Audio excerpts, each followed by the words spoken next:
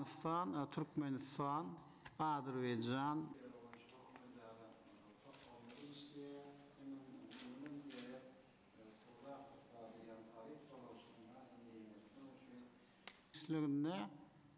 Sevgida iqtisodiy qatnashchiqlari. მოგესალმებით. პირველ რიგში მინდა მადლობა გადაუხადო თურქმენეთის პრეზიდენტს ბატონ გურბანგული ბერმუხამედოვს ასეთი თბილი ვიზიტისთვის. მოხარული ვარ, რომ ვიმყოფები თურქმენეთში, ჩვენ მეგობარ სახელმწიფოში, რომელიც მშვიდობიანი განვითარების თვალსაჩინო მაგალითია. ეს ვიზიტი უაღრესად მნიშვნელოვანია ჩვენი ქვეყნების შემდგომი ურთიერთობებისათვის. აქ ჩვენ ხედავთ საერთო ინტერესებს, მეგობრობას, ურთიერთპატივისცემასა და თანამშრომლობის დიდ პერსპექტივებს. ჩვენი შეხვედრის მნიშვნელოვანი ნაწილი დაეთმო ჩვენი ქვეყნების ეკონომიკურ თანამშრომლობას. საქართველო, როგორც სატრანზიტო ქვეყანა, ერთმანეთთან აკავშირებს შავი და კასპიის ზღვის რეგიონებს. ჩვენს მიერ ევროკავშირთან ასოცირების ხელშეკრულების გაფორმება, ღრმა და ყოვლისმომცველი თავისუფალი ვაჭრობის შეთანხმებასთან ერთად, ახალ შესაძლებლობებს ხსნის ევროპისა და აზიის შორის სავაჭრო ეკონომიკური კავშირების გაღრმავებისა და განვითარებისათვის.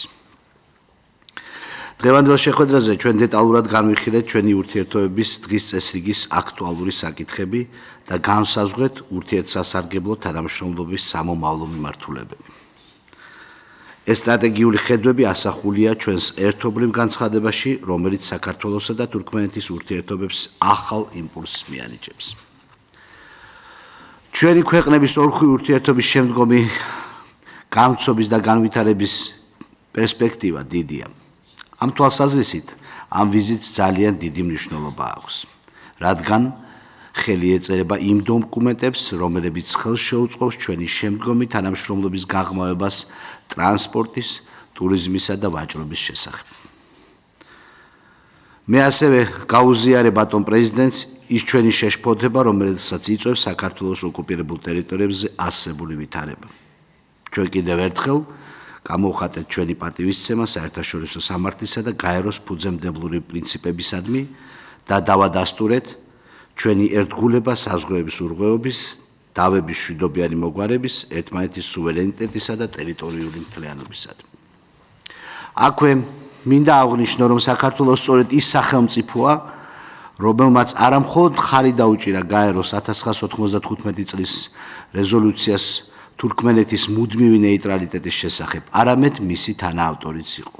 კიდევ ერთხელ მადლობა მინდა უთხრა ბატონ პრეზიდენტს შესანიშნავი მასპინძლობისა და ნაყოფიერი ვიზიტისთვის. დარწმუნებული ვარ, ეს ვიზიტი ხელს შეუწყობს ჩვენი ქვეყნების მომავალი თანამშრომლობას და წარმატებას. და ბუნებრივია, ჩვენ მოუთმენლად ველით ბატონ პრეზიდენტს თბილისში, საქართველოში. კიდევ ერთხელ დიდი მადლობა.